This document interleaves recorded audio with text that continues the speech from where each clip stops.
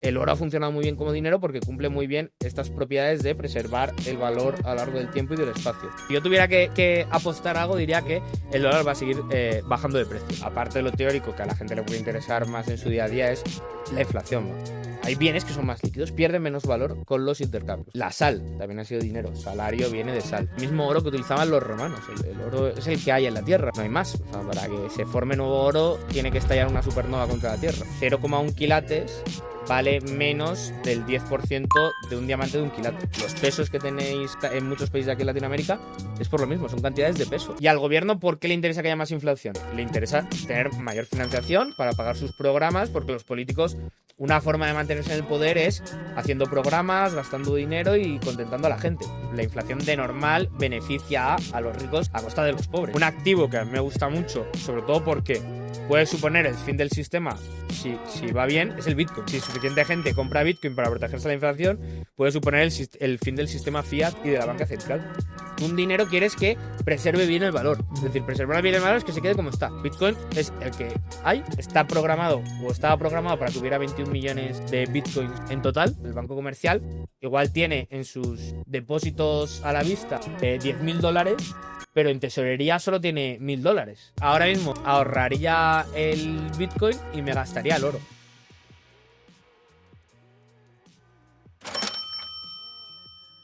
Bienvenidos al episodio 5. Hoy vamos a hablarles de qué es el dinero, bancos centrales, la inflación y un poquito de Bitcoin. Hoy tenemos a Eduardo Blasco, economista. Hola Castillo, gracias. Bienvenido, Edu. Gracias. Armas también por la invitación. Bueno, Edu fue nuestro maestro en Madrid de economía austriaca y es nuestro amigo, así que la verdad es para nosotros un gusto tenerte acá. La verdad es que sos un economista. Bueno, si no, contanos tú. ¿Quién es Eduardo Blasco? No, ¿quién es Eduardo Lasco? Ahora mismo, Eduardo Lasco, lo que más le define, lo que más me define es que soy un español viviendo en Guatemala. Me mudé hace unos 6 o 7 meses aquí a Guatemala para dar clases en la Universidad Francisco Marroquín. Y bueno, estoy en ello, estoy dando clases. Este es mi segundo semestre aquí en Guatemala. Antes había estado en Madrid varios años viviendo, donde os conocí y os di clase. Y bueno, la idea es quedarme unos cuantos años más. He empezado esta semana el doctorado, entonces mi idea es mínimo quedarme lo que tarde en sacarme el doctorado y luego ya volverme, quedarme, está por ver. No es solo decisión mía, así que em, está por ver. Y bueno, pues soy economista más de profesión que de formación. Sí que es verdad que estudié un máster de economía e hice un máster también de métodos de metodología de las ciencias sociales, donde había mucha econometría y mucha economía. Y luego yo, este máster lo estudié en la London School of Economics y una de las cosas buenas de esa universidad es que yo sé que tenía un mínimo de asignaturas que tenía que hacer de mi departamento, pero era el mínimo, era la mitad por semestre. Entonces yo cogí varias asignaturas de otros departamentos, del departamento de economía, y fue cuando me empecé a formar más en economía. Y luego también la formación por mi cuenta, de como os he contado muchas veces, en esa época me vivía en la biblioteca. La LSI tiene una biblioteca increíble, la biblioteca más grande de ciencias sociales de Europa. Es increíble. Y vivía allí todo el día, entre las clases, o si estaba en casa, yo pues tenía la suerte de vivir al lado de la universidad, entonces iba y volvía, estaba ahí todo el día. Y ahí fue cuando me empecé a formar de manera más académica, más centrada en economía, porque yo estudié en Valencia, de donde soy, ciencias políticas y derecho. Sí que tenía asignaturas de economía, sí que hice lo que se llama ahí el trabajo de fin de grado de economía. Siempre que podía me especializaba en cosas de economía. Luego también viví fuera, he vivido fuera varias veces. Una de estas veces fue en China, en Shanghái, y allí era parte de un programa de intercambio. Y ahí pues también cursé asignaturas de economía, ya que podía. Otra vez fue en Ginebra, también otro programa de intercambio, también cursé asignaturas de economía. O sea, siempre que podía, aunque no era lo que yo había empezado, no tenía interiorizado lo que se llama la falacia de los costes hundidos. Yo dije, ya he empezado esta carrera, ahora no voy a empezar otra carrera. Aun cuando me di cuenta que lo que me gustaba era la economía, dije, no, ahora que ya llevo tanto tiempo aquí en esta carrera, empezar de vuelta, no, porque todos estos años son perdidos. Ahora que sé más de economía, sé que eso se llama la falacia de los costes hundidos. Y si lo que quería ver era estudiar economía, me lo tenía que haber dejado y haberme cambiado. Pero bueno, empecé a estudiar economía por mi cuenta, por mi cuenta, por mi cuenta. Y luego hice estos másteres que os comentaba de economía. Y, y nada, empecé a dar clases de economía y sí, soy economista de profesión, de formación en parte también sí, igual en el grado no, en los másteres sí, y pronto, si tengo suerte, también me sacaré el doctorado en economía, que estoy en ello. Edu, ¿y qué le vamos a aportar a la audiencia para que se queden hasta el final? Bueno, de lo que quiero hablar es de mi tema favorito de hablar, o sea que como mínimo entusiasmo, porque vamos a hablar del dinero, de qué es el dinero, teoría monetaria, teoría bancaria, qué son los bancos, sobre todo el Banco Central. Y una de las cosas donde, aparte de lo teórico, que a la gente le puede interesar más en su día a día, es la inflación. Espero que hablemos de la inflación y de los costes de la inflación y de por qué la gente tiene que aprender a protegerse de esta. Bueno, empecemos entonces. ¿Qué es el dinero? Bueno, el dinero de normal en economía lo definimos como el medio de cambio generalmente aceptado. Y es así, es un activo que sirve para maximizar los intercambios posibles. Sirve para con él poder realizar más intercambios e intercambio indirecto. Yo no tengo que hacerme directamente con lo que quiero, sino yo cambio mi valor, lo que yo he producido por dinero, y ese dinero por lo producido por otros, el valor generado por otros. Y así puedo consumir. Si no hubiera dinero, y en las economías, antes, las sociedades, antes de que hubiera dinero, la gente se movía por trueque. Es decir, te cambio lo que tienes, o sea, lo que tengo por lo que tú tienes, si los dos queremos lo que tiene el otro. O te hago un favor y luego a cambio ya me harás tú un favor en el futuro. El problema del trueque es que hay muchos intercambios que aunque sean deseables, aunque los dos queramos hacerlos, no los podemos hacer. Ujú. Eh, igual sí que yo tengo eh, eh, lo que tú quieres, eh, y tú tienes lo que yo quiero, pero no en las cantidades correctas, ¿no? Igual, pues yo soy un panadero, hago pan, y tú eres un promotor inmobiliario y tienes apartamentos. Yo quiero un apartamento y tú quieres pan, pero claro, ¿cuánto pan, cuántas barras de pan te tengo que dar a cambio de un apartamento? Entonces, claro, ahí podemos decir, no, hacemos una promesa de te doy una barra de pan al día durante 1 millón de días. Ya, pero ahí hace falta confianza en mí, en mis descendientes, en todo. Entonces, hay muchos intercambios que aunque se quisieran hacer, no se podrían hacer. Y en comunidades pequeñas no es un gran problema, pero conforme el negocio, el comercio se iba expandiendo, hacía falta una forma para hacer intercambios con gente desconocida, con gente con la que no había esa confianza y intercambios indirectos, ¿no? Porque no siempre se tenía lo que el otro quería. Entonces, el dinero surge, o una de las formas en las que puede surgir, es de forma orgánica. Gente, comerciantes principalmente, se daban cuenta que había bienes que eran más líquidos. Esto es un concepto importante, la liquidez. Eran más líquidos, eran más fáciles de vender, perdiendo menos valor.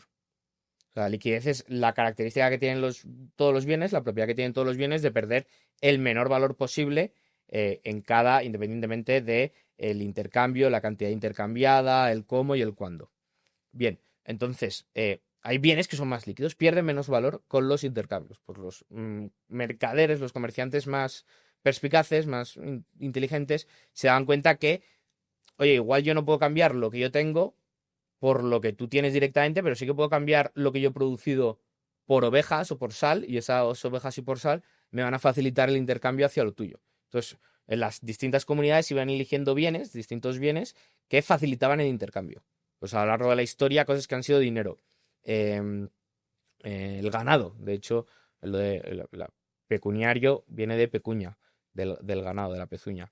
La sal también ha sido dinero, salario viene de sal.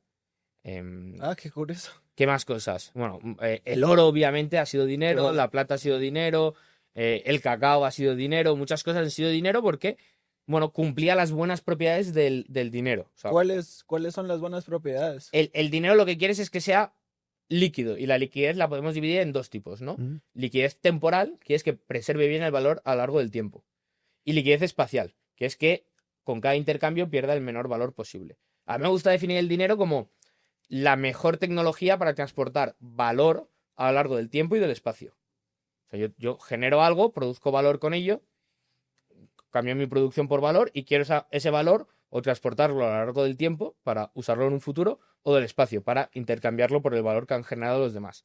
Entonces, para que algo sea un buen, lo que llamamos depósito de valor, que mantenga bien el valor a lo largo del tiempo, pues las características principales es que tenga bajos costes de atesoramiento. Eso por un lado. Tú quieres que sea lo que en economía llamamos atesorable, que yo lo pueda guardar y dejar ahí sin consumir mucho valor. La sal, por ejemplo, la sal es fácil de almacenar y no caduca, la puedes almacenar ahí durante años y años y años, el oro también, no hay ningún problema. Y luego también quieres que sea desatesorable. ¿Qué quiere decir eso? Que cuando lo quieras poner de vuelta en el mercado, cuando lo quieras vender, no haya perdido su valor. Porque claro, a lo mejor algo es fácil de guardar, pero luego lo quiero poner en el mercado y ha perdido su valor. Sí. Y eso depende de que su demanda sea estable y que su oferta sea rígida, por lo menos relativamente a la demanda. El oro es un caso de esto. El oro es fácil de almacenar, tiene lo que llamamos alto valor unitario, poco oro vale mucho. Entonces es fácil de almacenar, tiene una demanda estable a lo largo del tiempo y encima es escaso, es bastante escaso. Todo el oro que existe en la Tierra cabe en 2 piscinas olímpicas. El oro que utilizamos, si alguno lleva algo de oro, lleva una cadenita, alguien puede llevar unos pendientes, lo que sea, tener algo de oro en casa. Ese oro es el mismo oro que utilizaban los romanos. El oro es el que hay en la Tierra, no hay más. O sea, para que se forme nuevo oro, tiene que estallar una supernova contra la Tierra. O sea, que podría pasar, pero es muy improbable. Entonces, el oro es muy escaso y tiene esa escasez relativa a la demanda. Entonces, el oro es un buen depósito de valor. De hecho, de normal al oro se le llama el activo refugio, ¿no? Cuando buscas algo que preserve bien el valor, acudes al oro. Sí, cabal, este año hemos visto el boom que ha tenido todos los metales preciosos como el oro, todo lo que ha subido de precio. Igual otro dato interesante es que al año se produce aproximadamente entre el 1 y el 2% de todo el oro que hay. Entonces, ¿y por qué es eso? Porque es súper difícil de extraer, no es un buen negocio, las mineras, todo lo que cuesta sacar el oro, no es que sea fácil que con un botón o algo vayan a tener más. Claro, porque el oro más fácil de extraer ya ha sido extraído. Ujú, ujú. Ahora cada vez cuesta más, ¿no? Entonces, sí, o sea, eso es lo que en economía llamamos la ratio stock to flow. Ujú. La ratio del stock total al flujo nuevo. El del oro es muy baja. Es como decías, 1-2% al año, porque claro, sí, igual el oro puede subir de valor y hay más gente invirtiendo en sacar ese oro, pero cada vez es más difícil sacar ese oro. Está más alejado. Tienes que encontrar un barco pirata en mitad del Pacífico para encontrar nuevo oro. Hace poco estaba escuchando un podcast donde entrevistan a Gustavo Bolsa Ujú. y le preguntan qué tan difícil es encontrar oro. Y él hace una analogía que encontrar una onza de oro es el equivalente de encontrar una gota de agua dentro de una refri que tiene 100 botellas de agua. Ujú. Así de difícil es la complejidad para poder extraer oro. Sí, porque, de nuevo, efectivamente, o sea, el oro, el que está más fácil de extraer, y ha sido extraído y ya es el que estamos utilizando, al final pasará lo mismo con el petróleo, ¿no? Que cada vez es más difícil de extraer, aunque suba el precio, también el coste de extracción es cada vez mayor. Pues con el oro, 3/4 de lo mismo, es muy difícil. A lo mejor hay un momento en el que el oro sube tanto de precio que vale la pena irnos al espacio a por él, pero por ahora no se ha dado el caso, pero sí que va subiendo y es costoso y eso es algo que hace que el oro sea por lo menos un buen depósito de valor. Ajá. Y hay otras cosas que han sido dinero que no han sido tan buenos depósitos de valor porque alguien puede decir, bueno, vale, lo que me estás diciendo, el ganado, ¿cómo ha sido el ganado de dinero? Sí, vale, relativamente... Bueno, no es fácil de almacenar, tiene costes de almacenamiento, ¿no? Porque le tienes que mantener, le tienes que estar protegiendo para que no vengan los malos, los bandidos y te los roben, y le tienes que estar dando comida, lo tienes que estar manteniendo. O sea, entonces, ¿cómo encaja eso con que el ganado ha sido dinero? Claro, porque hay que compararlo siempre con las otras alternativas. O sea, siempre que vemos a lo largo de la historia que algo ha sido dinero, hay que decir, vale, pero ¿tenían un activo que funcionara mejor como dinero que eso? Pues igual si el ganado ha sido dinero es que no. Y por eso siempre pasa en la historia de la teoría monetaria que cuando dos sociedades que utilizaban distinto dinero se juntaban, terminaban adoptando la que tenía el mejor dinero. ¿Por qué? Porque al final, claro, comparativamente el oro va a preservar mucho mejor valor que el dinero, entonces, que el ganado. Entonces, yo con mi oro me puedo hacer cada vez con más de tu ganado y quitarte el supuesto de tu dinero, me hago con cada vez más ganado y te quito más de tus recursos. Entonces, el incentivo para mí es adoptar también el oro. Y eso iba pasando, claro, el ganado, pues igual parece que no fuera a ser muy buen dinero, pero era mejor que las alternativas. Lo mismo con la sal, pues la sal, bueno, pues sí, ahí está. No es tan escasa, pero era mejor que las otras alternativas que tenían.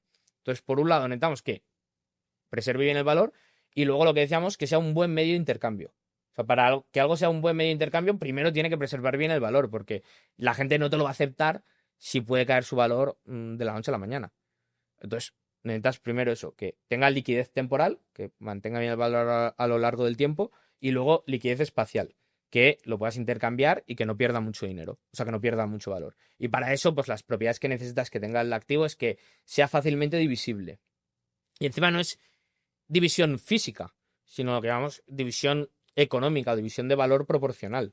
¿Por qué? Porque los diamantes, por ejemplo, pueden ser un buen depósito de valor, pero no son un buen medio de intercambio. Un diamante de 0,1 quilates vale menos del 10% de un diamante de 1 quilate. Es decir, un diamante de 100 gramos Ujú. vale menos del 10% de lo que vale un diamante de 1 kilo. O sea, su valor crece Ajá. sobreproporcionadamente al tamaño. Entonces, no es un buen medio de intercambio, porque en el momento en el que lo quiero dividir, bueno, he perdido valor. Con el oro no pasa eso. El oro te da igual, el gramo, lo que quieras, lo puedes vender fácilmente y siempre mantiene su valor proporcional. Luego también que es fácil de partir, es fácil de dividir, es muy maleable, lo puedes volver a juntar, puedes hacer monedas. Entonces, esas cosas hacen que el oro, por ejemplo, sea un buen dinero. Es fácil de verificar. ¿Verdad? Los comerciantes cuentan en la historia que solo con morder el oro ya sabían si era oro de verdad o no. Tenían aparatos para medir si era oro, para averiguarlo. Y es difícil de falsificar. Toda la historia de la alquimia es la historia del intento de falsificar, de sacar oro de otras cosas. Entonces, esas propiedades hacen que algo pueda llegar a ser un buen medio de intercambio. Entonces, a la pregunta pues son varias las propiedades. O sea, ¿cualquier cosa puede servir como dinero? Bueno, en teoría es el activo más líquido, pero claro, que el vino, por ejemplo, sea dinero es muy poco probable. O sea, no, necesitas unas propiedades y esas propiedades sí que son objetivas. La gente sí que lo decide de forma subjetiva entre las distintas opciones que tiene, pero las propiedades para que algo tenga mayor liquidez sí que son objetivas. Entonces, todo tiene liquidez, solo que hay bienes que por sus propiedades físicas tienen naturalmente más liquidez que otros. Y por ahora, uno de los que más tiene, y de los casos más claros para verlo, es el oro. Y si el oro cumple con todas estas cualidades, ¿por qué ya no estamos en un patrón oro? Bueno, el oro, hemos estado en un patrón oro durante muchos años, que el patrón oro lo que es, vale, el dinero es el oro y es el último medio para extinguir las deudas. Yo puedo pagar cualquier cosa con oro, pero había dos momentos en el patrón oro. Uno donde los países tenían banca libre antes de que hubiera bancos centrales. Entonces, la banca libre, cada banco podía emitir sus propias monedas, o había una moneda única, pero cada banco podía emitir sus propias monedas de forma competitiva. Pues el BI tenía su moneda, el GIT tenía su moneda, sus propios billetes, y la gente los intercambiaba. Y tú podías ir a cualquier banco, canjear, convertir cualquier billete y te lo daban en oro. De hecho, los billetes antiguos de dólares pone, se le entregará al portador $2 a la vista. Eso, entonces tú dices, vale, pues si tengo un billete de $2, un billete de $10, ¿cómo me van a entregar $10? Porque $10 era la cantidad de oro. Ujú. Muchas de las monedas son cantidades, las libras son cantidades, en este caso de plata. Los pesos que tenéis en muchos países de aquí en Latinoamérica es por lo mismo, son cantidades de peso. Los dólares eran cantidades de peso, los francos eran cantidades de peso, los marcos, todo eso eran distintas cantidades de peso y lo que te daban era valor a esa cantidad de oro según el billete que llevaras, el billete, la moneda que llevaras. Entonces, había un momento en el que el mundo funcionaba eso, con ese patrón oro, con banca libre, y luego llegan los bancos centrales y dicen, no, solo yo puedo emitir la moneda. Ahora el BI ya no puede emitir su propia moneda y el GIT no puede emitir su propia moneda. Solo el Banco Central puede emitir la moneda y es una moneda única para todo el país. Pero aún así esa moneda continuaba siendo convertible en oro. Yo podía ir a mi banco particular y pedirle oro a cambio de esta moneda. Y así funcionó, pues, el mundo o muchos países en el mundo durante mucho tiempo, finales del siglo XVIII hasta principios del XX. ¿Qué es lo que pasa? Que con la entrada de los bancos centrales, pues los estados se dan cuenta que necesitan esa financiación y que los bancos centrales les ayuda, pero el oro es un ancla para ellos. ¿Por qué? Porque si yo como gobierno me quiero financiar demasiado, mi forma de financiarme es emitir deuda y y que el Banco Central me compre la deuda y por tanto metiendo más monedas convertibles ahora en circulación. Si yo hago eso, subo el precio de los bienes en mi país y la gente, ¿dónde compra los bienes? En otro país. Entonces, el oro salía. O sea, si un país inflaba demasiado su moneda, el oro salía de ese país a otro país, donde los precios estuvieran más bajos.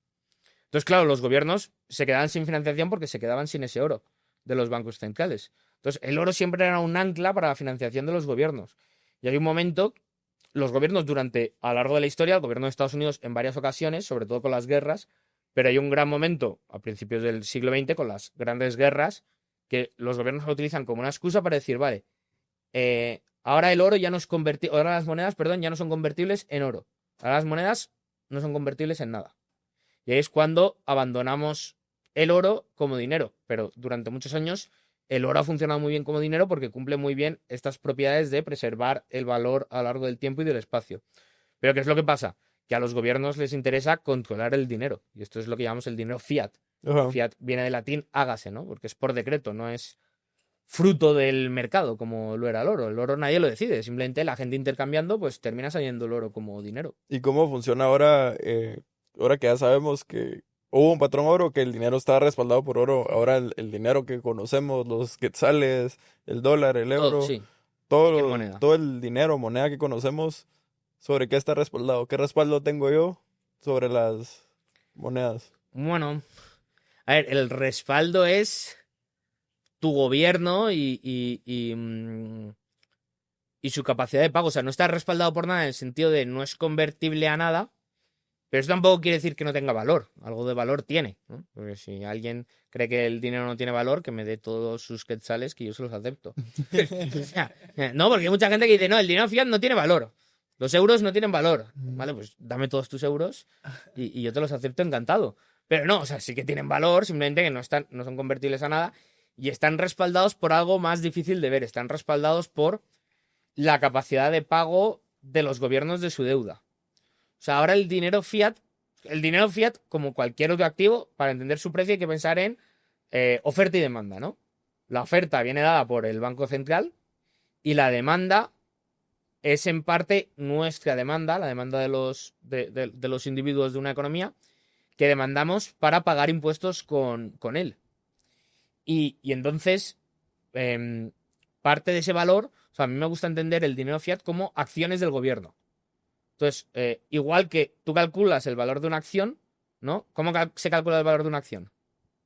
Descontar los flujos de caja. Pues efectivamente haces lo mismo con el dinero fiat. Y tú dices, oye, este dinero me va a dar mayores o menores flujos de caja en un futuro. Y claro, el flujo de caja, el dinero no te da un flujo de caja explícito y Ajá, monetario, no te da dinero. ajá. Te da un flujo de caja, si lo quieres ver, implícito. Que es que te va a costar más o menos dinero, te va a preservar mejor o peor el valor a lo largo del tiempo. Entonces tú lo que dices es, bueno, igual que yo con una acción, si va a perder su valor, la vendo. Con el dinero del gobierno, igual, si va a perder su valor, si espero que vaya a perder su valor, lo vendo. Ajá. Entonces, ¿qué es lo que pasa? Que demandas menos y si demandas menos, haces que el precio suba. Y encima, por otro lado, tienes que la oferta está constantemente subiendo porque a los bancos centrales les interesa inflar. Eso me gustaría tocar bastante. Ujú, Cómo los bancos centrales inyectan dinero, que escuchamos mucho que cada vez hay más dinero, por eso hay inflación. ujú. ¿Cómo funciona y qué efectos tiene para entrar a la Claro, inflación? o sea, para la inflación, o sea, la inflación yo la defino como subida general del nivel de precios. Y se da cuando la oferta monetaria es superior a la demanda monetaria. La oferta monetaria, como decía, va delimitada por lo que el Banco Central estime, ¿no? Lo que crean conveniente. Y la demanda por nosotros, según. O sea, lo que determina nuestra demanda de dinero es lo que esperemos que el gobierno vaya a poder pagar sus deudas o no.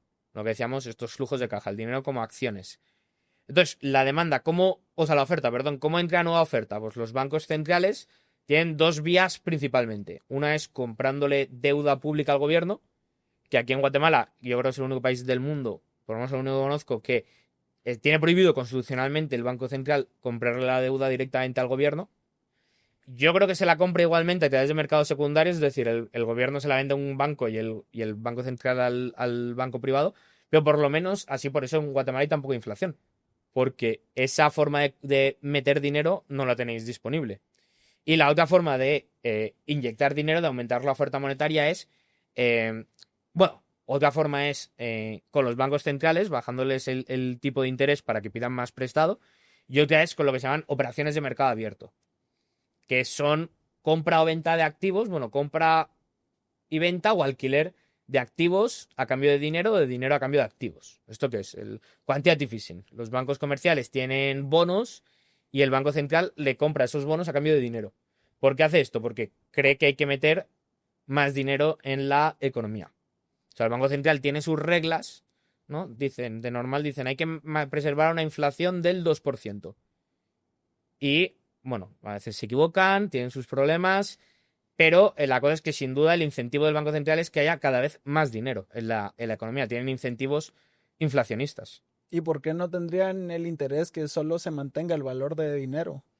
A ver, vale, o sea, ¿cuáles son los incentivos del Banco Central? En un momento podemos pensar mal y luego vamos a pensar bien, pero pensando mal, al Banco Central le interesa tener al gobierno contento. ¿Y al gobierno por qué le interesa que haya más inflación? Porque le interesa tener mayor financiación para pagar sus programas, porque los políticos, una forma de mantenerse en el poder es haciendo programas, gastando dinero y contentando a la gente. Entonces a los políticos les interesa tener cada vez más financiación, más presupuesto, y eso, y una consecuencia de eso es la inflación.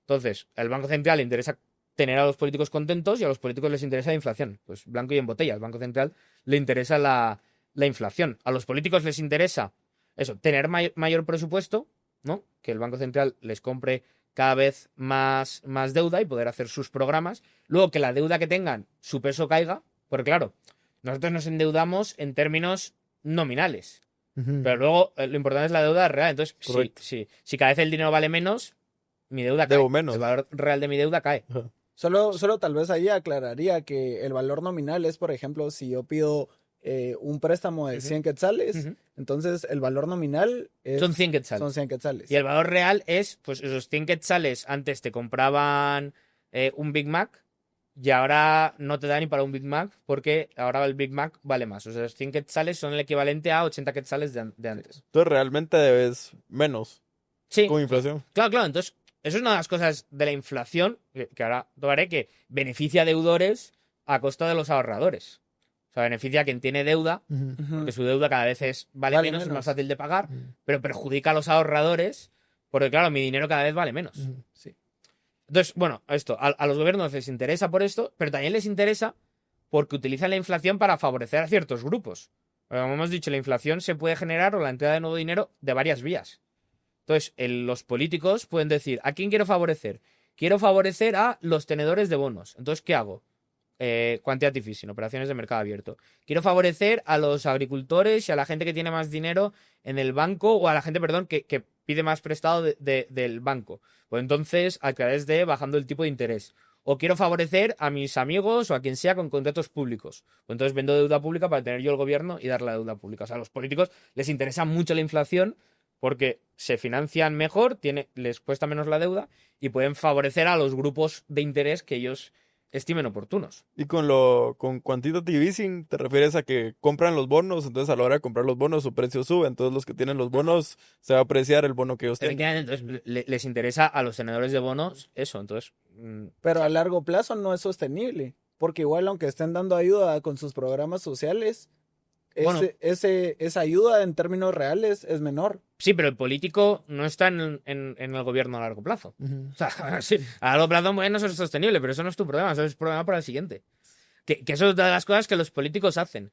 Esto es lo que en economía llamamos el ciclo político. Tenemos el ciclo económico y luego está el ciclo político, que es intentar mejorar, o sea, generar una expansión en la economía ahora a costa de una recesión en el futuro. Pero claro, la expansión ahora, los votantes la asocian conmigo y la recesión del futuro con el que venga del futuro, que no soy yo. Entonces, buena suerte. Entonces, claro, sí. O sea, eso los políticos no te preocupes que lo saben. Es que les da igual. No es que les dé igual, es que lo buscan. O sea, ellos buscan que vayan mal las cosas en el futuro.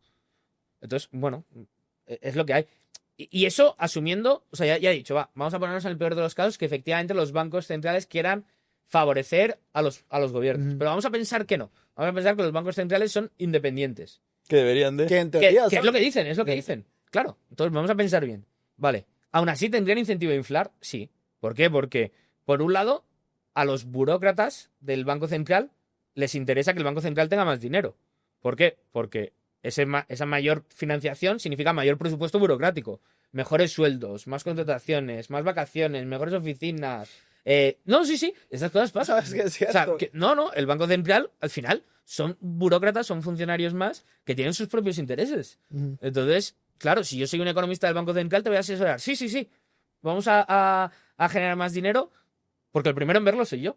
Entonces, el que más se va a aprovechar de esa entrada nueva de dinero soy yo, y ya no solo entrada de dinero, porque claro, el Banco Central se financia, o sea, con los intereses que cobra Ujú. por ese dinero. Entonces, claro, a los burócratas que trabajan ahí les interesa que se expanda la oferta monetaria. Entonces, eso también viendo el interés de los burócratas que están ahí. Pero es que, aunque pensemos, vamos a pensar que, de nuevo, el Banco Central es independiente y los burócratas son ángeles, no buscan su propio interés. Tenemos otro problema, que es el Banco Central tiene una regla, ¿no? Van a cumplir su función y de verdad van a cumplir su función, son ángeles. El problema es que el Banco Central depende en parte de el Tesoro, del gobierno fiscal, del régimen fiscal del gobierno. Entonces, claro, si yo como quiero evitar la inflación y quiero subir los tipos de interés, ¿qué es lo que va a pasar con la deuda de los gobiernos? Porque los gobiernos se continúan endeudando. Ujú. ¿Qué es lo que va a pasar con esa deuda? Que suben los Suben. tipos de intereses de esa deuda también. Sí. Entonces, encarezco esa deuda. Y eso, el gobierno lo tiene que pagar en algún momento. Sus bonos los tiene que pagar en algún momento. O sea, que yo como Banco Central, si subo los tipos de interés para reducir la inflación, sigo atado a la política del gobierno, porque claro, el gobierno sigue emitiendo deuda cada vez a mayor tipo de interés, y o en un momento emito nuevo dinero y se lo doy al gobierno, o el gobierno quiebra. Y Sí, no puedo hacer eso, porque si quiebra el gobierno, quiebro yo también. Y claro, yo no quiero quebrar porque lo quiero hacer bien. Somos ángeles y lo queremos hacer bien. Entonces, nos vemos obligados a rescatar al gobierno. sí, es Entonces, lo que estábamos viendo en Estados Unidos ahorita con Donaldo, que le pedía a la Fed que bajaran los tipos que ya estaban muy altos, por lo mismo que querían bajar su costo de financiación. claro. Y es que, si no, aunque tú no quisieras y dijeras, no, le voy a hacer un pulso al gobierno y no voy a bajar los tipos, en algún momento lo tienes que hacer. Ujú. Porque si tú quieres hacerlo bien y eres un ángel y lo quieres hacer bien, necesitas que el gobierno no quiebre. Entonces, es que no hay otra, aunque nos pongamos en el mejor de los casos o seamos realistas, no hay otra forma de evitar que la banca central va a ser necesariamente inflacionaria.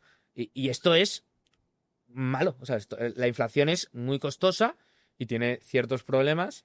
Y el ideal sería un sistema donde no hubiera inflación, donde se mantuviera el nivel general de precios. ¿Y crees que una inflación de...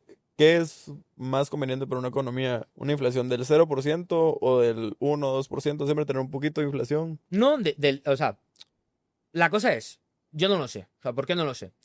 La inflación actual, hay muchas formas de medirlo y no se mide bien. Uno de los problemas de la inflación es que el precio del crédito no se mide bien. Entonces, no sé exactamente cómo medirla. Hay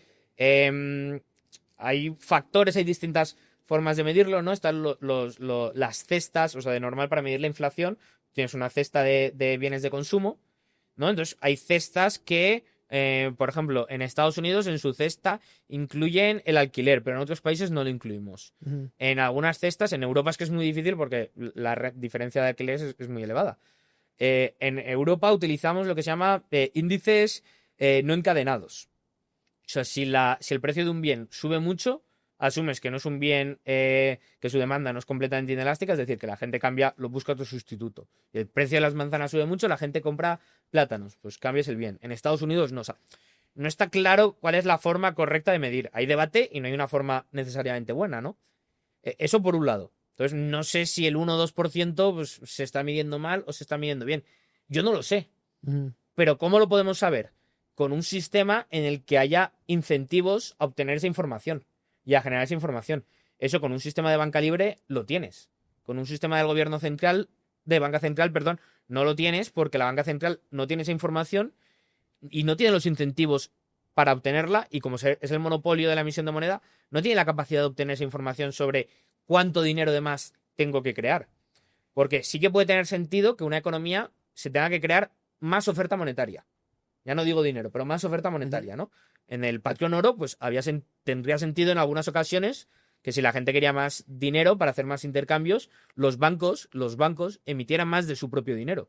Pero claro, esta información y estos incentivos, ¿qué los tiene? Los bancos en un sistema competitivo como era el sistema de banca libre. ¿Por qué? Porque ahí están compitiendo entre ellos y ahí ven cuánto dinero de más tengo que emitir. Y en caso de equivocarme, tiene un sistema de penalización, que es lo que les pasaba a los bancos. Esto se llama el reflujo de Fullerton.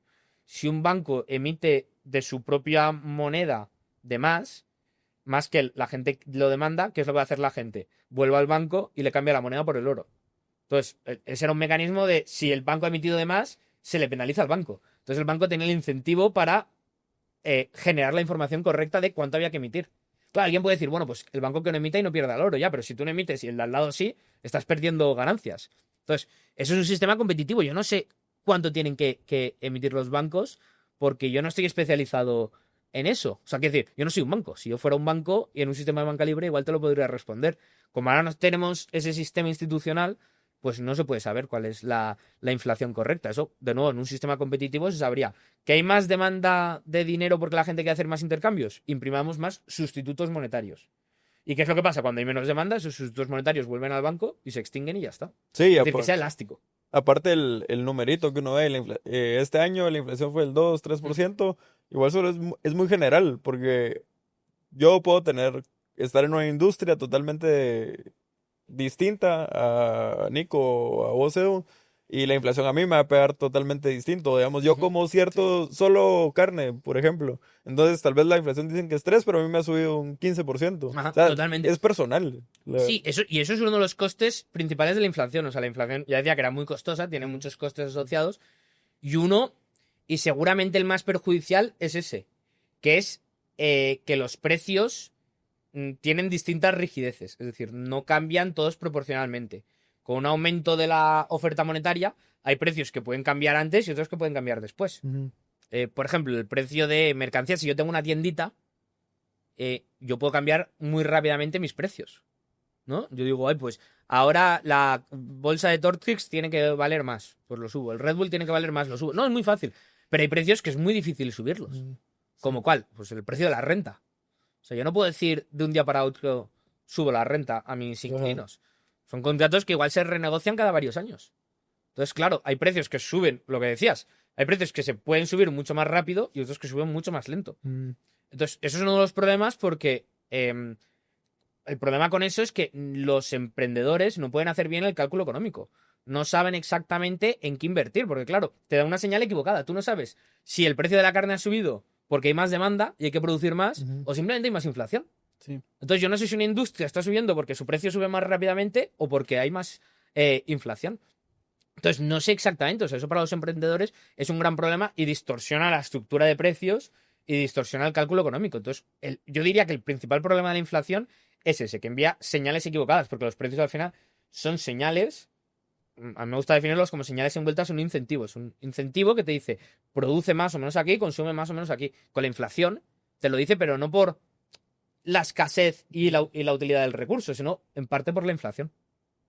Bueno, y el otro tema, que las personas, yo creo que la inflación afecta en que las personas pierden el poder adquisitivo de su trabajo.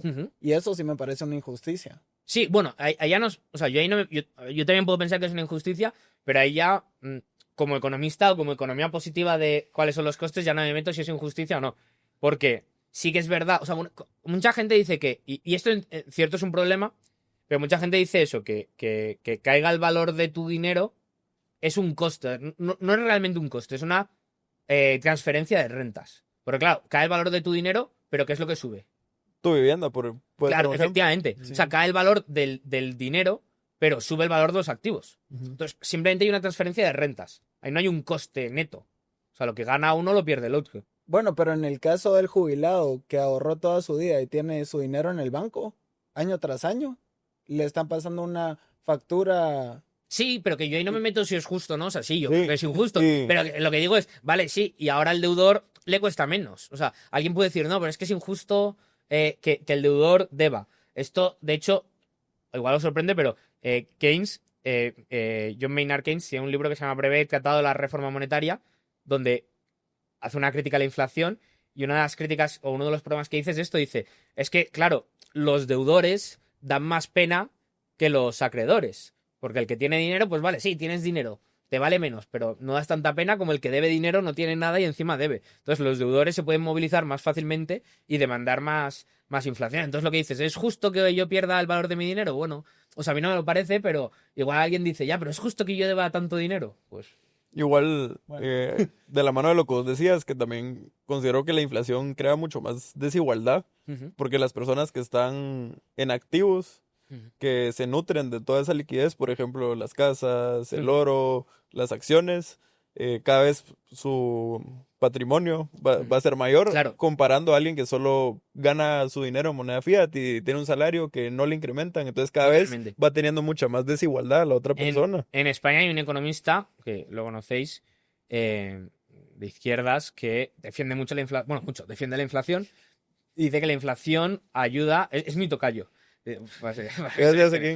y dice que la inflación ayuda a los pobres, pero no al revés, como tú muy bien decías, Castillo, la inflación ayuda a quien tiene activos, y de normal quien tiene más activos o que mayor parte de su patrimonio total están activos son los ricos, que no tienen tanta liquidez, lo que tienen son acciones, apartamentos, lo que sea. Entonces, claro, la inflación de normal beneficia a los ricos a costa de los pobres.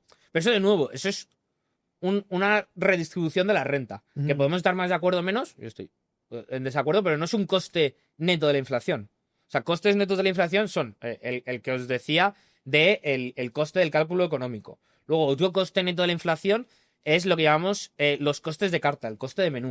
O sea, el coste viene por el coste de estar literalmente cambiando los precios de tu menú, pero es el coste de el tiempo perdido pensando en los cambios de precio. Ujú. O sea, claro, yo soy un empresario y tengo que estar pensando en cómo voy a cambiar los precios. Ya no es solo el literalmente El llevar borrar y ganancia. cambiar el precio, imprimir una carta, un menú nuevo, sino también el tiempo invertido en eso. Eso es un coste, que yo, si no hubiera inflación, no se lo dedicaría a eso.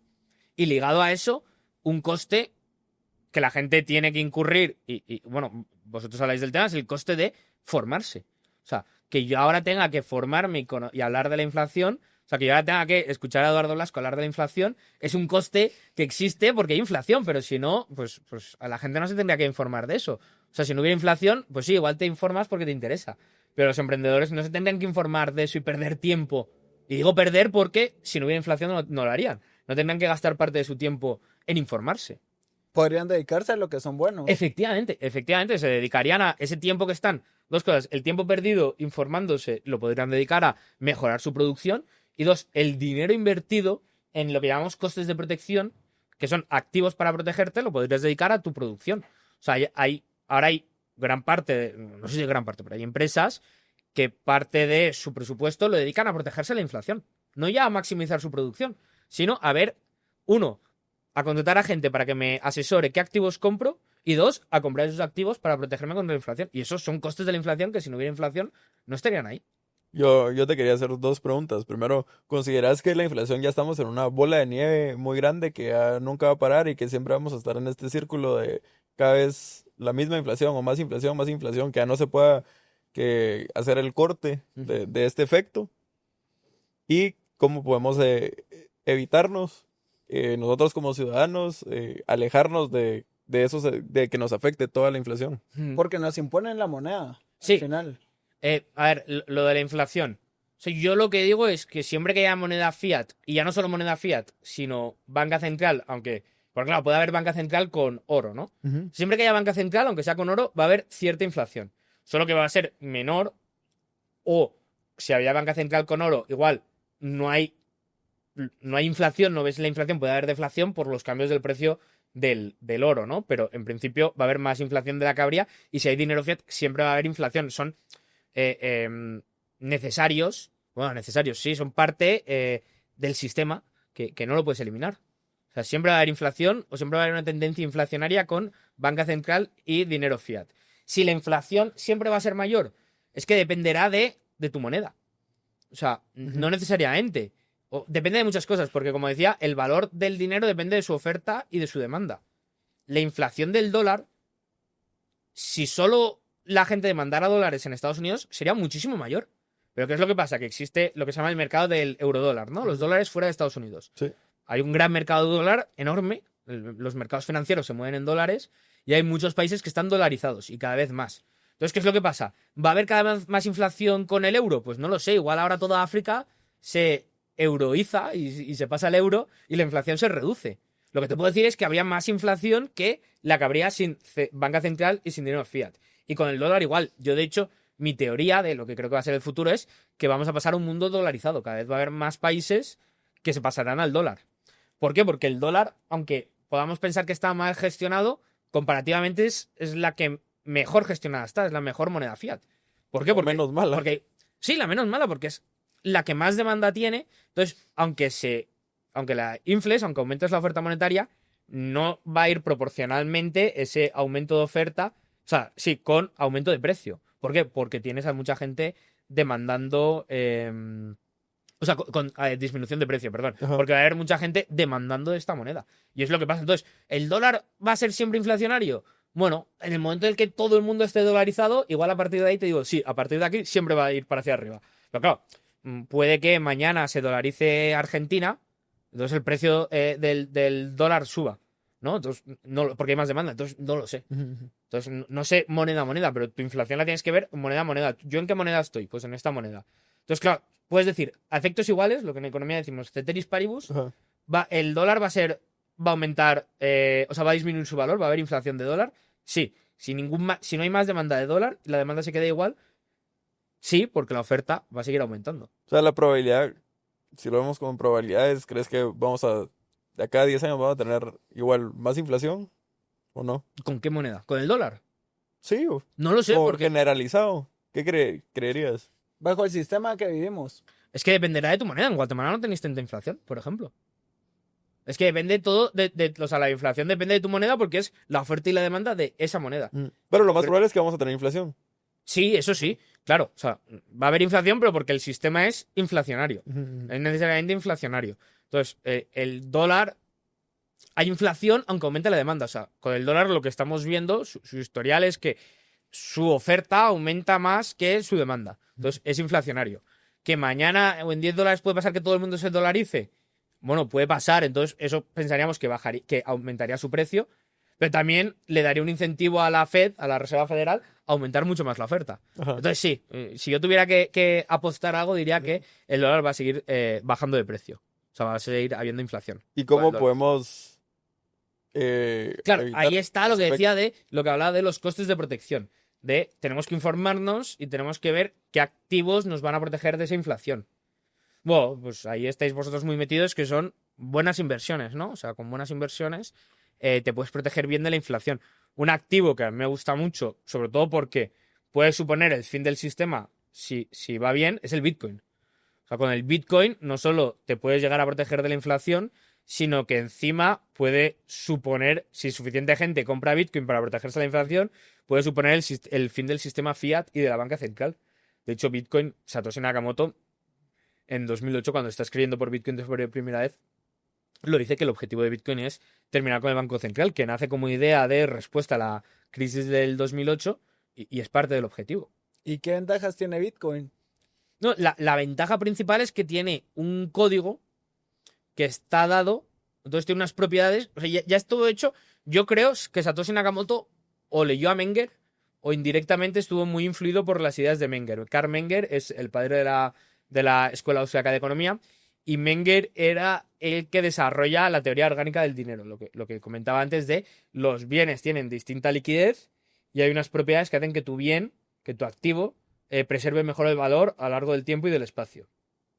Pues yo creo que o Satoshi Nakamoto sabe estas propiedades o las ha conocido de forma indirecta o simplemente tenía buenas intuiciones. Porque Satoshi Nakamoto, el creador de Bitcoin, crea un activo que es muy, bueno, tiene las propiedades para ser muy buen dinero. Luego, bueno, ahora mencionaré por qué no lo es o qué le falta, pero por lo menos tiene esas propiedades. Entonces, Bitcoin, la solución que sería es, o sea, o la ventaja que tiene con el dinero fiat, es que nadie tiene el incentivo a inflarlo. O si existe ese incentivo, no es a inflar el activo real, Bitcoin como tal, sino igual, y si nos metemos aquí, como pasaba con el oro, sustitutos monetarios, pagarés convertibles en Bitcoin, crédito convertible en Bitcoin, como pasaba con el oro, con el crédito convertible en oro. Pero aún así tampoco quieres inflar demasiado. O sea, Bitcoin nos llevaría de vuelta a un sistema competitivo como el que había con la banca libre. Entonces es la principal ventaja de Bitcoin. Y luego que los gobiernos no se pueden hacer con él, no lo pueden controlar, no es confiscable como sí que lo era el oro, es un activo independiente, es código, entonces no lo pueden confiscar. Y entonces las reglas son las que son, y son unas reglas que pues hacen que no sea inflacionario. Pero lo que sí es cierto es que como reserva de valor no cumple. No cumple. O sea, yo es lo que digo siempre. A mí, por ejemplo, la gente me dice, ¿inviertes en Bitcoin? Yo digo, no, yo no invierto en Bitcoin, yo compro Bitcoin. Son cosas distintas. ¿Por qué? Porque yo no veo Bitcoin como una inversión. Para mí, Bitcoin, o mi objetivo como tenedor de Bitcoin, es que Bitcoin llegue a ser dinero y llegue a sustituir al dinero fiat, a terminar con los bancos centrales y demás. ¿Por qué no cumple? Porque funciona como una buena inversión. Tú un dinero quieres que preserve bien el valor. Es decir, preservar bien el valor es que se quede como está. Ni que suba ni que baje. ¿Qué es lo que pasa con Bitcoin? Que su precio sube, sube y sube. Entonces, es una buena inversión. O sea, claro, yo como tenedor de Bitcoin, cada vez que el precio sube, pues se me escapa una sonrisita, ¿no? Aunque como teórico monetario digo, no quiero que suba el valor porque quiero que se mantenga. Pero claro, sube y pues digo, bueno, va, que suba un poquito más, no me importa. Me puedo esperar. Pero sí, el problema con Bitcoin es que su escasez no es relativa a la demanda. Con el oro sí. Con el oro, que aumenta mucho su demanda, vamos a invertir mucho más en oro. O sea, vamos a encontrar oro, nos vamos a Marte a por oro, si hace falta. Con Bitcoin no te puedes ir a Marte a por oro. No te puedes ir al Pacífico a buscar un barco pirata a buscar Bitcoin ahí. Como sí que puedes hacer con el oro. Bitcoin es el que hay. Está programado o estaba programado para que hubiera 21 millones de Bitcoins en total. Va a haber menos porque hay muchos Bitcoins que se han perdido y hay 17 de los 21 minados, pero en total habrá, cuando se minen todos, habrá unos 17 y 18 millones de Bitcoin. No puede haber más, o sí que puede haber más, pero la forma de que haya más es que la gran mayoría de usuarios, los nodos, cambien el código y decidan que haya más unidades. Pero esto no va a pasar porque significaría que esos usuarios pierden su valor. Sí, no tendría sentido. Si yo tengo un Bitcoin, ¿para qué quiero que no tendría hayan sentido. más? O sea, ¿para qué voy a perder dinero? ¿Para qué voy a perder valor? ¿Para que otros puedan comprar más? No tendría sentido, no. Pero puede pasar, es técnicamente posible. O sea, en el código está la opción, pero no va a pasar. Entonces, ¿qué es lo que pasa con Bitcoin? Eso, que es muy rígido. Y esto es mi teoría, mi tesis, que de nuevo, bueno, digo de nuevo porque esto hemos hablado fuera de aquí, pero que esto no lo comparte la mayoría de gente de la comunidad Bitcoin, pero mi tesis es que Bitcoin necesita un mercado de crédito alrededor de él para que pueda llegar a ser dinero, para que estabilice su precio, como le pasaba al oro. Si solo hubiera circulado el oro sin crédito, sin pagarés convertibles a oro, el precio del oro que hubiera pasado hubiera subido mucho. Pero claro, la oferta es muy rígida, aunque no sea tanto como la del Bitcoin, pero es muy rígida y cualquier aumento de su demanda hace que el precio se dispare. ¿Qué es lo que le pasa a Bitcoin? Su oferta es completamente rígida, cualquier aumento de su demanda hace que el precio se dispare. ¿Cómo se soluciona con el oro? En todo sistema monetario hay que pensarlo como una jerarquía, una pirámide invertida. Tenemos nuestra base, que es muy pequeñita, la punta, es el oro, el activo real, que sirve como... El activo real significa que no es la deuda de nadie, que sirve, que es el más líquido y sirve pues para sostener la base. Y luego encima de él vamos metiendo cada vez otros activos menos líquidos, pero que la gente te los aceptará o no según su demanda de liquidez, según lo que ellos acepten. Pues tenemos el oro, luego los dólares convertibles a oro, luego los depósitos a la vista, luego los depósitos a largo plazo, bonos, tal cual, no sé qué. Entonces eso forma nuestra pirámide. Con el oro, empezó con el oro y se fue formando una pirámide de crédito, de bienes convertibles en última instancia en oro, sobre ese oro. Entonces, con Bitcoin necesitamos que pase eso. ¿Por qué? Porque lo que necesitamos es como una especie de acordeón, que sea flexible, ¿no? Que cuando se pueda contraer y tengamos solo oro cuando haga falta, pero cuando haga falta, cuando la gente demande liquidez, se pueda expandir y satisfacer esas demandas de liquidez. Porque esas demandas de liquidez son demandas por intercambiar. Y un intercambio que no se realiza es riqueza que no se crea. Entonces, quieres todo eso. Entonces, ¿qué es lo que pasa? Que Bitcoin necesita esa flexibilidad que te aporta lo que llamamos activos financieros, que eso sí que son la deuda de alguien. Es activos financieros convertibles en Bitcoin. Bitcoin necesita eso para que cuando aumente su demanda, alguien los emita, pues antes lo hacían los bancos comerciales con el oro, pues los exchanges o quien sea con el Bitcoin, los emitan, la gente los acepte, entonces circulen como Bitcoin. Entonces en ese caso podremos estabilizar el precio como le pasaba al oro. ¿Y hay alguien que ya lo está haciendo? Sí, todos los exchanges ya tienen, o sea, si tú sumas todo el Bitcoin que existe en todas las carteras, más el que existe en todos los exchanges, hay más Bitcoin que Bitcoin total minado. O sea, los Bitcoins, los exchanges ya operan con lo que llamamos en economía reserva fraccionaria. O sea, el Bitcoin los exchanges no tienen todo el Bitcoin que deben. Igual un exchange tiene deudas que para ellos, tiene deudas por valor de 10 Bitcoins, ¿no? Sus depósitos son por valor de 10 Bitcoins lo que debe a la gente, su pasivo, ¿no? Sí. Y en su activo solo tiene 8 Bitcoins. ¿Y cómo pueden hacer eso? Pues igual que lo hacen los bancos. Los bancos tampoco tienen todo el dinero que deben en su activo.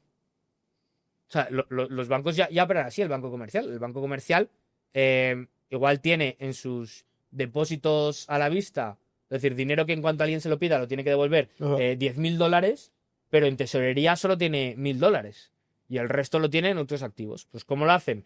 Pues el exchange hace su propio cálculo y dice cuánto voy a necesitar. Hace estimaciones, estadísticas, cuánto voy a necesitar, cuánto la gente me va a demandar. ¿Cuál es la demanda de ahorro de la gente, ¿no? ¿Cuál es su perfil de ahorro?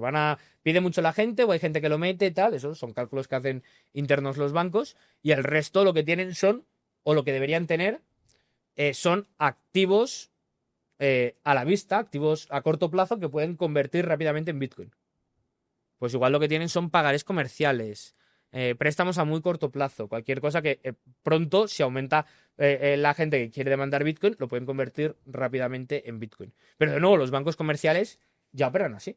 De hecho, y eso es un problema de la banca central, el ideal sería que los bancos comerciales tuvieran tanto activo corriente, es decir, activo a corto plazo, como pasivo corriente, pasivo a corto plazo.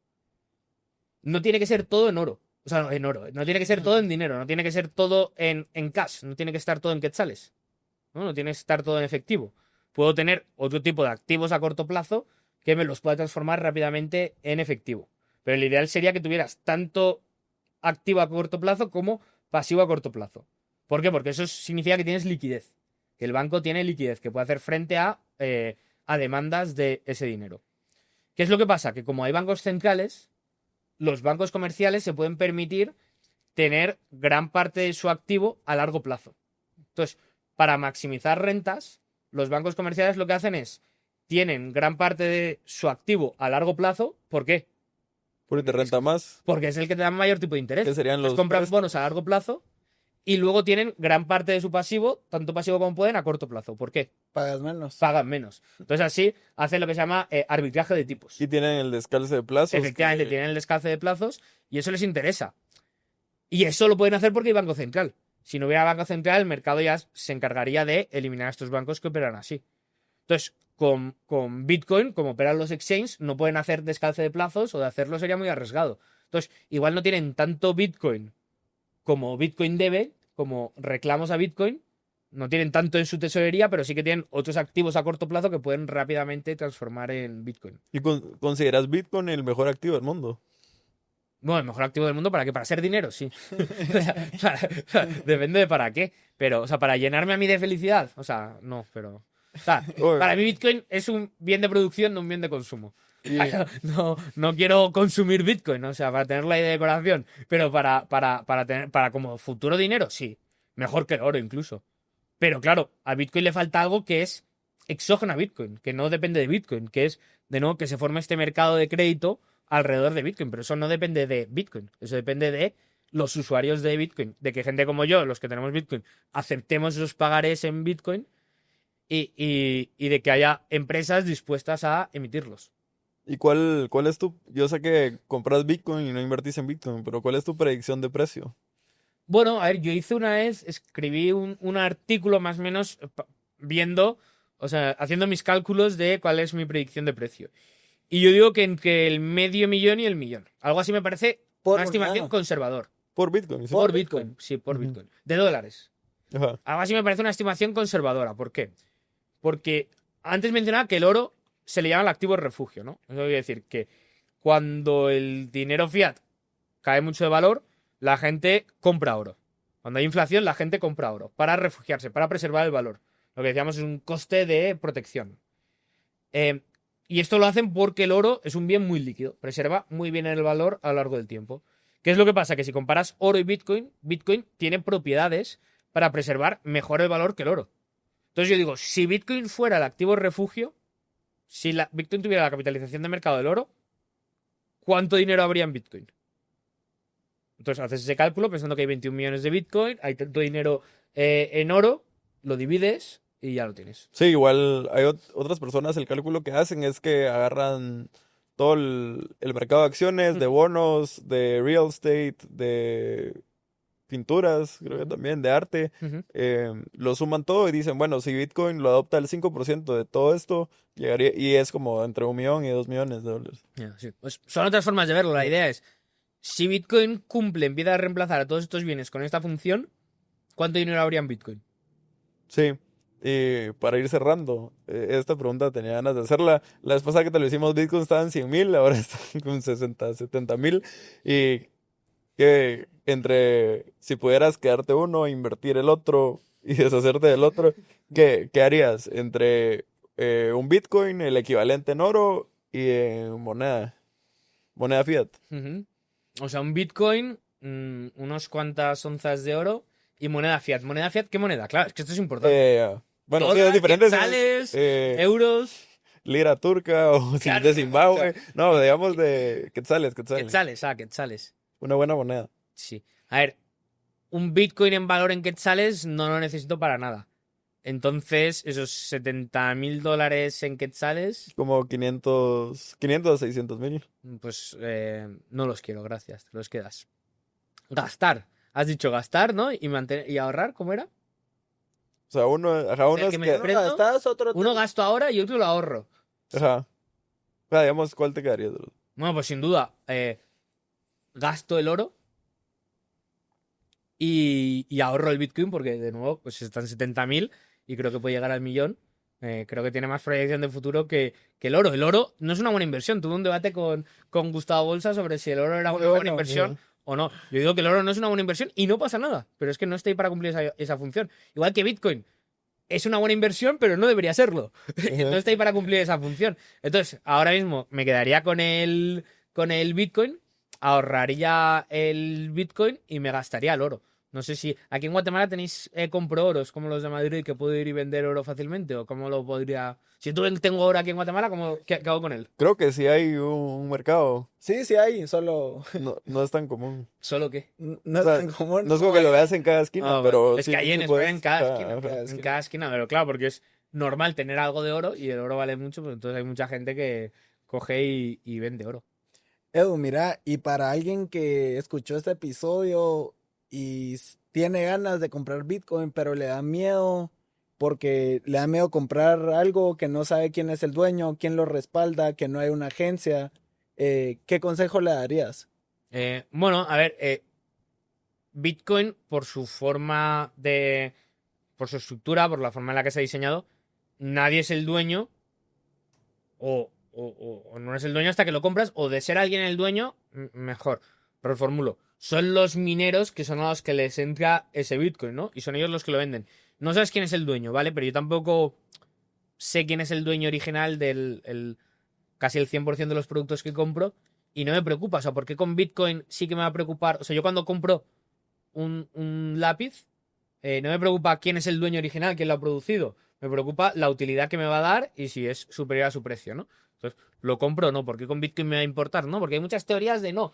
Bitcoin es del gobierno estadounidense, del gobierno chino, de tal. Que no me creo en ninguna de esas teorías. O sea, al final la cosa es, con un secreto tan grande como quién es Satoshi Nakamoto, que el creador de Bitcoin no sabe quién es, parece que es un japonés por el nombre, pero no sabe quién es. Algo tan grande, cualquier cosa se hubiera descubierto el secreto, entonces no creo que sea más de una persona. Será una persona y seguramente esa persona esté muerta. Y si no, pues una persona que sigue viva. Pero me da igual quién es el dueño. O sea, al final me está dando un servicio que yo lo valoro. Una de las cosas buenas de la globalización es que podemos comprar de gente que no conocemos. Y nos interesa que haya colaboración entre gente de distintas partes del mundo, aunque no nos conozcamos, porque los dos salimos ganando. De hecho, es uno de los motivos por los que cada vez hay menos guerras, ¿no? Porque al final es más rentable colaborar que entrar en guerra. Entrar en guerra le sale rentable a los políticos, pero a la gente no. Entonces, cada vez están más rechazadas las guerras. Entonces, me da igual de dónde sea el minero que mina ese Bitcoin que me lo vende. O sea, a mí lo que me interesa es, ¿Bitcoin me da una utilidad, una función? Sí. Que no sé de dónde, que no sé de la agencia. Bueno, si lo vas a comprar desde un exchange, pues bueno, puede que tengas ese problema de, oye, no sé este exchange si fiarme o no. De normal, por regla general te puedes fiar de los exchanges, si no, pues gracias a Google puedes fácilmente buscar el exchange y ver reseñas. O sea, que hay muchas formas para solventar los problemas de asimetría de información. De, oye, yo no conozco este exchange, no sé si fiarme de ellos. Bueno, pues búscalos en Google, compra un poco. O también hay formas de comprar en lo que llamamos peer-to-peer. Si no quieres comprar a través de un exchange, de una agencia, porque claro, si tú compras a través de un exchange, de Bitcoin lo que tienes es una promesa de pago en Bitcoin, lo que decíamos. Lo que te da el exchange es promesa de pago en Bitcoin. Ellos tienen el Bitcoin y tú cuando lo pidas te lo transfieren a tu cartera. Como la promesa de pago que nos dan los bancos a la hora de tener Tú el dinero dinero en que el tienes banco. en tu cuenta monetaria es una promesa de pago del banco. Y es lo que el banco te debe a ti. Si lo tienes en negro y si lo tienes en rojo, con una rayita delante, es lo que tú le debes al banco. Entonces, si no, pues es lo mismo, ¿no? Es la promesa de pago. Pero si tú dices, no, yo quiero Bitcoin, igual que tú puedes decir, no, yo quiero cash, yo quiero los quetzales contantes y sonantes. Bueno, pues hay formas de comprar. Hay BISC, que no sé si opera aquí en Guatemala, pero Hodel, que he visto que desde aquí sí que puedes comprar. Y son plataformas que le puedes comprar a otra persona. No sé quién es, bueno, me da igual. O sea, lo que me importa es el producto que tú me vas a dar. Y te puedes fiar de estas plataformas. Bueno, a ver, porque te lo digo yo. Haz de nuevo tú la investigación, busca Sí, y sí. mira si te puedes fiar de ellas. Y ya está. Y a ti lo que te interesa es ese producto. O sea, a ti lo que te interesa es el Bitcoin y la utilidad que te va a dar. Y no sé si has dicho algo más que me haya dejado. No. Eso, más que todo entender para que a las personas que después de escuchar este episodio quieren comprar Bitcoin, cómo deberían hacerlo y tal vez quitar un poco este mito que es algo malo, que no se ha centralizado cuando en realidad es Eso es lo bueno. O sea, Ajá, es que el problema de que algo esté centralizado, o sea, tiene dos partes. En todo, problemas de información y de incentivos. Esa es la gran pregunta que se intenta resolver la economía. O sea, ¿cómo solucionar los problemas de información y de incentivos? ¿Qué producir y cómo producirlo?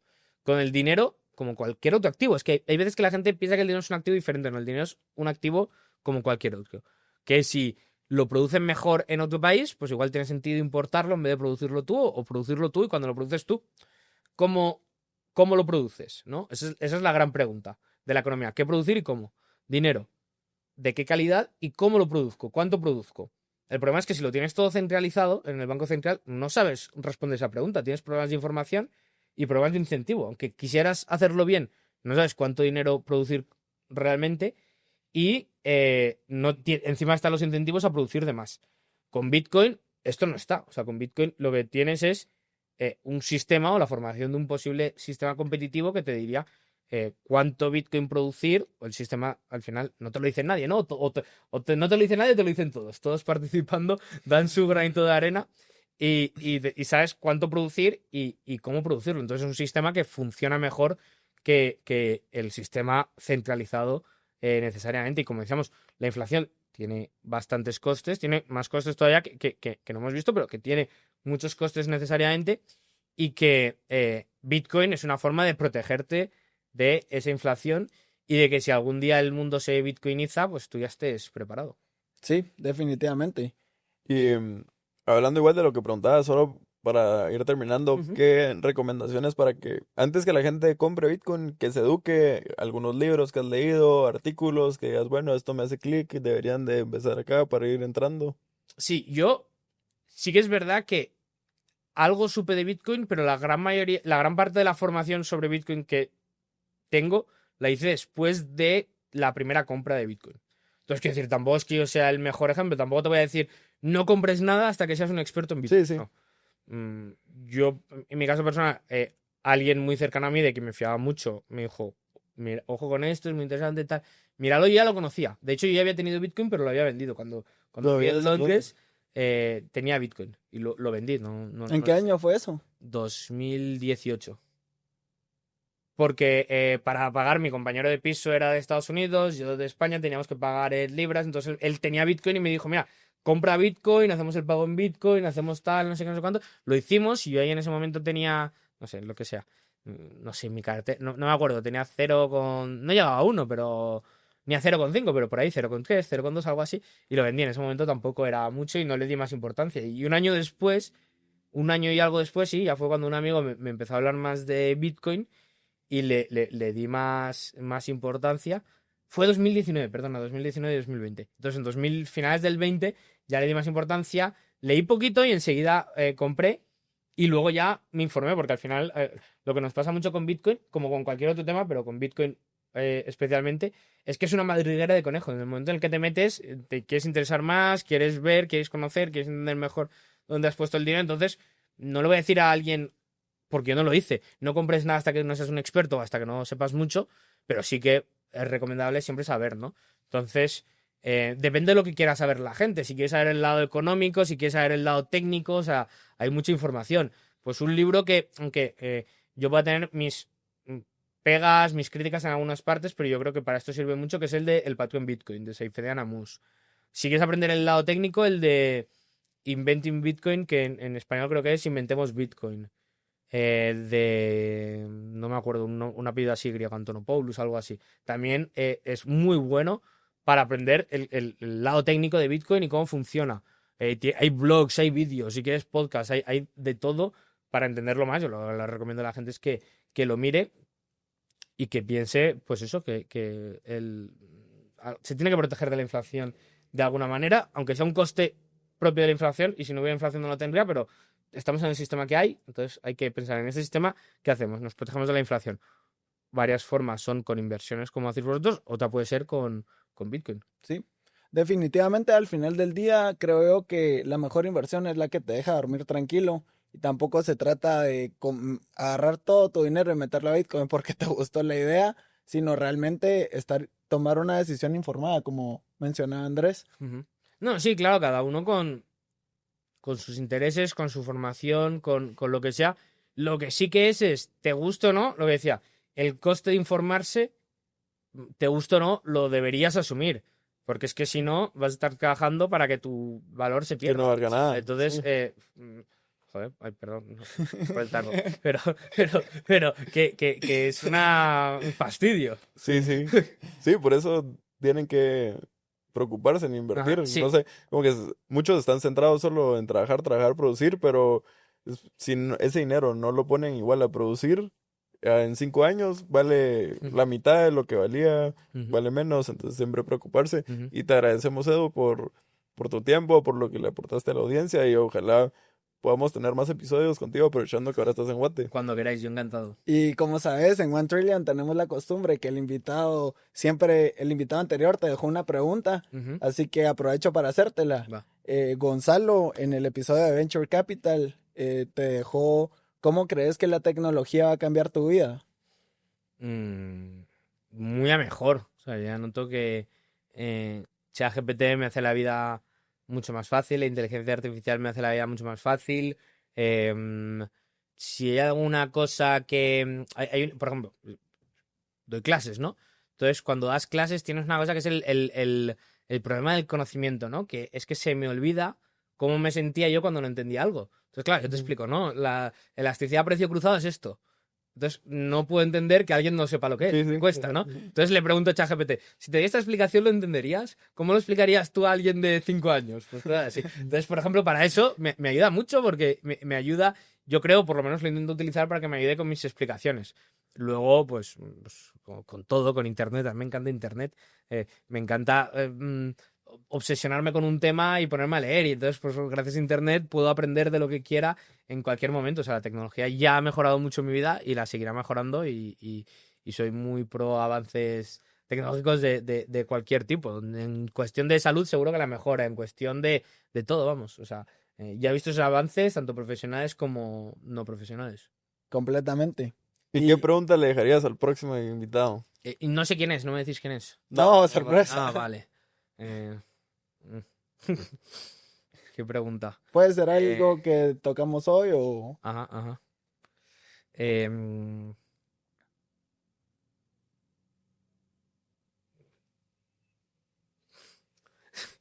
Qué duro. ¿A Pues, qué espera para comprar Bitcoin? pues No se es la dejamos. fácil. Bueno, así que para los que llegaron hasta el final, les queremos agradecer por escucharnos y les queremos pedir que si les gusta el podcast o les gustaría que trajéramos algún invitado en especial, experto en el tema, o tratáramos algún tema, lo dejen en los comentarios. Igual si pueden compartir el video con personas que creen que les aportaría valor, se los agradeceríamos. Gracias.